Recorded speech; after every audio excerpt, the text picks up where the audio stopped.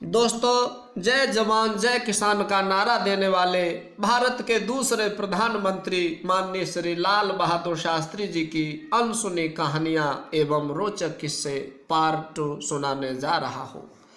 पहली घटना, जब वह भारत के प्राइम मिनिस्टर थे तो उनके पुत्र ने एक बार उनके नौकर की बेइज्जती कर दी। जब उन्हें पता चला तो अपने पुत्र को बुलवाया और नौकर से माफ़ी मंगवाई। छोटे बड़े का भेदभाव उन्हें बिल्कुल बर्दाश्त नहीं था। दूसरी घटना, शास्त्री जी और नेहरू जी की बहुत घुटती थी। एक्चुअली शास्त्री जी छोटी कदकाठी के लीडर थे। इनका पहनावा बहुत ही सरल व सादा था। खासकर खादी का कुर्ता और धोती पसंद करते थे और कदकाठी में छोटे होने के कारण नेहरू जी कभी कभी हंसी मजाक कर लेते थे। दोनों की दोस्ती भगवान श्री कृष्ण और सुदामा के समान थी। दोनों एक दूसरे को बहुत स्नेह करते थे। वहीं नेहरू जी लंबे चौड़े और स्मार्ट व्यक्तित्व के इंसान थे। जब नेहरू जी पहली बार भारत के प्राइम मिनिस्टर बने तो उन्होंने अपनी कैबिनेट में शास्त्री जी को रेलवे मिनिस्टर का पद दिया। तीसरी घटना, शास्त्री जी 5 फुट 2 इंच के थे। भारत पाकिस्तान युद्ध के समय जब ताशकंद समझौता होता है, उस समय एक पत्रकार उनसे पूछता है कि पाकिस्तान के प्रेसिडेंट तो बहुत लंबे चौड़े हैं और आप इतने छोटे कैसे मैनेज करते हैं साहब। तब शास्त्री जी ने जवाब दिया कि मैं सिर उठाकर बात करता हूँ और अयूब सिर नीचे झुकाकर बात करता है, इसलिए मेरा कद उनसे ऊंचा है। वह तत्काल जवाब देते थे। उनका प्रेजेंस ऑफ माइंड बहुत अच्छा था। चौथी घटना, जब शास्त्री जी ताशकंद समझौते के लिए रसिया गए तो वहाँ ठंड बहुत ज़्यादा थी, क्योंकि रसिया नॉर्थ पोल के पास में स्थित है।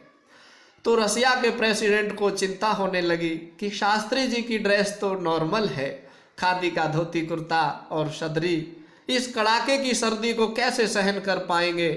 तब प्रेसिडेंट महोदय ने शास्त्री जी को एक बहुत सुंदर और मखमली कोट गिफ्ट किया।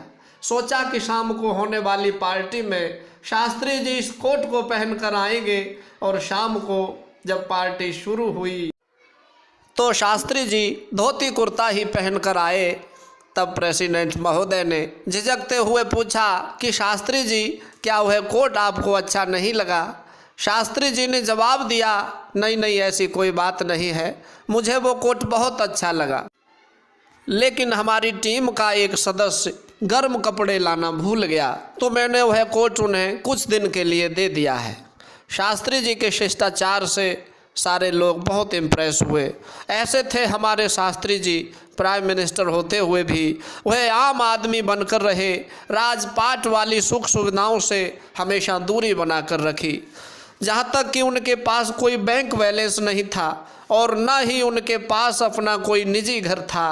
पांचवी घटना, उनके बड़े बेटे अनिल शास्त्री जी एक किस्सा बताते हैं कि पापा जब प्राइम मिनिस्टर थे तब हम तांगे से स्कूल जाते थे और पापा के अंडर में जो ऑफिसर्स थे उनके बच्चे कार से स्कूल जाते थे।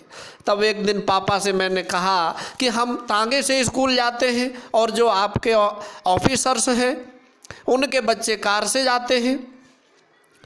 तब पापा ने जवाब दिया कि बेटा, आप तब तक कार से जा सकते हो जब तक तुम्हारे पापा प्राइम मिनिस्टर हैं। तब अनिल शास्त्री जिद करने लगे, नहीं पापा, हमारे लिए भी कार खरीदो। तब शास्त्री जी ने अपने निजी सचिव से कहा कि चेक करके बताओ हमारे पास कितने रुपए हैं। निजी सचिव ने बताया कि सर, आपके अकाउंट में मात्र 7,000 रुपये हैं और उस समय कार की कीमत 12,000 रुपये थी। तब शास्त्री जी ने 5,000 रुपये का पीएनबी बैंक से लोन लिया और बच्चों के लिए कार खरीदी। और जब उनकी डेथ हुई तो तत्कालीन प्रधानमंत्री इंदिरा गांधी उनकी पत्नी ललिता शास्त्री से मिली और कहा, यह लोन हम माफ़ कर देंगे, आप कोई चिंता मत कीजिए। लेकिन ललिता शास्त्री ने ऐसा करने से मना कर दिया। कहा, प्लीज़ ऐसा मत कीजिए, इस पैसे के साथ मेरे पति के उसूल जुड़े हैं, यह काम उनके मूल्यों और आदर्शों के खिलाफ होगा। इस प्रकार कई वर्ष तक वह अपनी पेंशन से इस पैसे को अदा करती रही। छठी घटना, शास्त्री जी के निजी सचिव एक किस्सा और बताते हैं कि एक बार शास्त्री जी ने बिहार के कुछ लोगों को मिलने के लिए बुलाया और उस दिन वह किसी दूसरी जगह बिजी हो गए। लोग उनका काफ़ी देर इंतज़ार करते रहे। जब वह नहीं आए तो लोग वहाँ से चले गए। थोड़ी देर बाद जब शास्त्री जी घर लौटे तो पता चला कि लोग वहाँ से जा चुके हैं। उन्होंने अपने निजी सचिव से पूछा वो लोग कहाँ गए होंगे, तो सचिव ने बताया कि वह लोग प्रधानमंत्री कार्यालय के बाहर बस स्टैंड पर जाने की बात कर रहे थे। शास्त्री जी तुरंत बस स्टैंड की तरफ चल दिए। इस पर निजी सचिव ने कहा, सर मैं चला जाता हूँ, आप रहने दीजिए। शास्त्री जी बोले, नहीं मैं खुद जाऊँगा। निजी सचिव ने कहा, सर यह आप क्या कर रहे हैं, लोग क्या कहेंगे। इस पर शास्त्री जी बोले, और लोग तब क्या कहेंगे जब वह सुनेंगे कि शास्त्री जी लोगों को बुलाकर उनसे नहीं मिलते।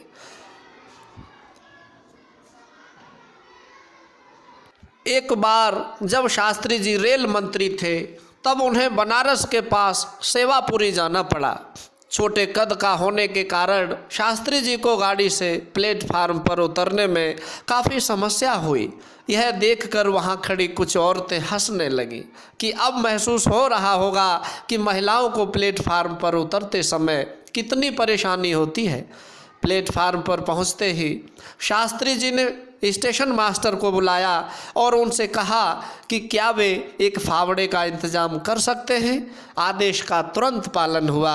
शास्त्री जी ने फावड़ा लेकर जमीन खोदना शुरू कर दी और मिट्टी प्लेटफार्म पर डालने लगे। यह देखकर वहाँ जो लोग खड़े थे वह भी फावड़ा ले आए और शास्त्री जी के साथ जुट गए। लगातार 3 घंटे मेहनत करने के बाद नीचा प्लेटफार्म सही कर दिया गया। शास्त्री जी का यह कारनामा देखकर सभी आश्चर्यचकित हो गए। रेल मंत्री कार्यकाल में शास्त्री जी के साथ एक और घटना हुई। वह किसी काम से इलाहाबाद जा रहे थे। शास्त्री जी की कार रेल फाटक से थोड़ी दूर थी कि लाइनमैन ने फाटक बंद कर दिया। शास्त्री जी के स्टाफ का एक सदस्य लाइनमैन की ओर दौड़ कर गया और उनसे कहा कि कार में रेल मंत्री बैठे हैं, तुम तुरंत फाटक खोल लो। लाइनमैन ने फाटक खोलने से साफ मना कर दिया और बोला कि मैं नहीं जानता कि रेल मंत्री बैठे हैं या प्रधानमंत्री, मैं तो अपनी ड्यूटी कर रहा हूँ। जब आने वाली गाड़ी गुजर जाएगी तब फाटक खोलूँगा। स्टाफ के सदस्य ने लौट कर कहा, श्रीमान वह आदमी बहुत मक्कार है, उसके खिलाफ कड़ी कार्रवाई की जानी चाहिए। दूसरे दिन जब लाइनमैन के प्रमोशन की सूचना सभी को मिली तब सभी सन्न रह गए। एक घटना उस समय की है जब शास्त्री जी प्रधानमंत्री थे। एक बार उनका ड्राइवर सुबह निश्चित समय पर नहीं आया। उन्होंने कुछ समय प्रतीक्षा की, फिर हाथ में फाइल लेकर पैदल ही दफ्तर की ओर चल दिए। उनका दफ्तर घर से करीब 1 किलोमीटर दूर था। इस बात से सचिवालय में हड़कंप मच गया। ड्राइवर से जवाब तलब किया गया। जवाब में उसने कहा कि अचानक उसका छोटा बेटा गंभीर रूप से बीमार हो गया और उसे तुरंत डॉक्टर के पास जाना पड़ा। शिकायती फाइल जब शास्त्री जी के पास पहुंची तो उन्होंने उस पर टिप्पणी लिखी कि उस समय उसके बेटे का जीवन किसी अन्य काम की अपेक्षा अधिक महत्वपूर्ण था, अतः मेरा ड्राइवर निर्दोष है। प्रधानमंत्री कार्यालय में उनके साथ एक और घटना हुई। एक दिन खाने की मेज पर परिवार के सभी सदस्य बहुत शांत थे और बिना कुछ बोले चुपचाप खाना खा रहे थे। जब शास्त्री जी ने इस विषय में पूछा तो भी चुप रहे। उनके जोर देने पर उनके बेटे ने कहा, बाबूजी आजकल आप हमें बहुत कम समय देते हैं। शास्त्री जी ने जवाब दिया, बेटा तुम जानते हो कि प्रधानमंत्री बनने के पहले सिर्फ तुम लोग ही मेरे परिवार के सदस्य थे। प्रधानमंत्री बनने के बाद यह पूरा देश मेरा परिवार है। अगर इसे ध्यान में रखें तो तुम्हारे साथ जो समय बीतता है वह देश के करोड़ों लोगों के साथ बीतने वाले समय के अनुपात की दृष्टि से बहुत ज़्यादा है। शास्त्री जी के प्रधानमंत्री बनने के तुरंत बाद एक विपक्षी दल ने शास्त्री जी के खिलाफ प्रदर्शन किया। इस प्रदर्शन की अगुवाई महिलाएं कर रही थी। कई महिलाओं की गोद में बच्चे थे। प्रधानमंत्री आवास के सामने पहुंचकर उन्होंने जोर से नारे लगाए।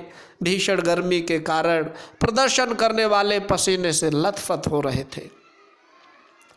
शास्त्री जी फौरन उठ खड़े हुए। उन्होंने एक ट्रे ली, उसमें गिलास रखे और एक एक करके उनमें पानी भरा। इसके बाद वे हाथ में ट्रे लेकर फाटक की ओर चल दिए। सुरक्षा बलों ने मदद देने को कहा, लेकिन उन्होंने मना कर दिया। तुरंत एक महिला प्रदर्शनकारी के पास पहुँचे। महिला की गोद में एक छोटा सा बच्चा था जो रो रहा था। उन्होंने पिता की तरह महिला को डांटते हुए कहा, तुम छोटे बच्चे की माँ हो, क्या तुम्हें यह नहीं मालूम कि यह बच्चा प्यासा है इसलिए रो रहा है। उन्होंने बच्चे को अपनी गोद में लिया और ट्रे माँ के हाथ में पकड़ा दी। फिर एक गिलास उठाया और बच्चे को पानी पिलाने लगे। कुछ ही क्षणों में भीड़ कम होने लगी और लोगों को याद ही नहीं रहा कि वह वहाँ क्यों आए थे। जब 4-6 आदमी बचे तो शास्त्री जी ने उनसे अनुरोध किया कि वे अंदर ऑफिस में चलें और इस संदर्भ में बातचीत करें। ऐसे थे हमारे प्रधानमंत्री माननीय लाल बहादुर शास्त्री जी।